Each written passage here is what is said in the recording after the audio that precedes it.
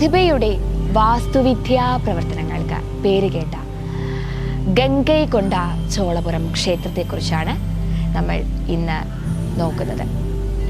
ഇന്ത്യയിലെ തമിഴ്നാട്ടിലെ അരിയല്ലൂർ ജില്ലയിലെ ജയംകൊണ്ടത്തിനടുത്തുള്ള ഒരു ഗ്രാമമാണ് ഗംഗൈകൊണ്ട ചോളപുരം. ചോള രാജവംശത്തിൻ്റെ തലസ്ഥാനം 1025 രാജേന്ദ്ര ചോള ഒന്നാമന്റെ ഭരണകാലത്ത് 250 വർഷത്തോളം ഗംഗൈകൊണ്ട ചോളപുരം ചോള തലസ്ഥാനമായിരുന്നു. 11ാം നൂറ്റാണ്ടിന്റെ തുടക്കത്തിൽ രാജരാജ ചോളന്റെ മകനും പിൻഗാമിയുമായ രാജേന്ദ്ര ചോളനാണ് ഈ ക്ഷേത്രം പണി കഴിപ്പിച്ചത്. അദ്ദേഹത്തിന് ഗംഗൈകൊണ്ട ചോളൻ എന്ന മറ്റൊരു പേരും ഉണ്ട്. തലസ്ഥാനത്തിന് ഗംഗൈകൊണ്ട ചോളപുരം എന്ന പേരും ഇട്ടു.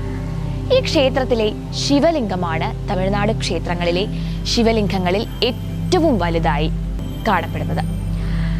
നന്ദി ഭഗവാനും പ്രധാന ഗോപുരവും പ്രവേശന കവാടവും കിഴക്കോട്ട് അഭിമുഖമായാണ് ഈ ക്ഷേത്രത്തിലെ പ്രധാന ഗോപുരം പണിതിരിക്കുന്നത്. അത് നമ്മെ അത്ഭുതപ്പെടുത്തുന്ന രീതിയിലാണ് എന്നതും എടുത്തു പറയണം.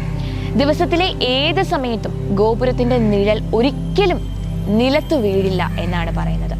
വൈകുന്നേരങ്ങളിൽ നന്ദിയുടെ മുഖത്ത് സൂര്യൻ പ്രകാശിക്കുകയും ക്ഷേത്രത്തിനുള്ളിൽ പ്രകാശം പ്രതിഫലിക്കുകയും ചെയ്യുന്നു. അതായത് ശ്രീകോവിലിനുള്ളിലെ ശിവലിംഗത്തിൽ ഈ സ്വർണ്ണ വെളിച്ചം ക്ഷേത്രത്തിനുള്ളിലെ പ്രകാശം പരത്തുന്നത് വളരെ അത്ഭുതകരമായ ഒന്ന് തന്നെയാണ്. എല്ലാ വെളിച്ചങ്ങളും അണച്ചതിന് ശേഷവും നന്ദിയിൽ നിന്നുള്ള പ്രതിഫലനത്തോടെ നമുക്ക് പ്രധാന ദേവനെ വ്യക്തമായി ഈ ക്ഷേത്രത്തിൽ കാണാൻ കഴിയും. ഇത് അപൂർവങ്ങളിൽ അപൂർവമായ ഒരു കാഴ്ച തന്നെയാണ് എന്ന് പറയാതിരിക്കാൻ വയ്യ. 11 അടി ഉയരവും 15 അടി നീളവുമാണ് നന്ദിമൂർത്തിക്കുള്ളത്. പ്രധാന ഗോപുരത്തിന്റെ ഉയരം 182 അടിയാണ്. ശിവലിംഗത്തിന്റെ വലിപ്പവും വളരെ വലുതാണ്. മറ്റൊരിടത്തും സമാന്തരമല്ലാത്ത തമിഴ്നാട്ടിലെ ശില്പികളുടെ അപൂർവമായ വൈദഗ്ധ്യത്തിന്റെ മികവ് തെളിവിന് ഉദാഹരണമാണ് നമ്മുടെ ഈ ഗോപുരത്തിന്റെ കലാസയുടെ നിഴൽ നിലത്തു വീഴുന്നില്ല എന്നുള്ളത്.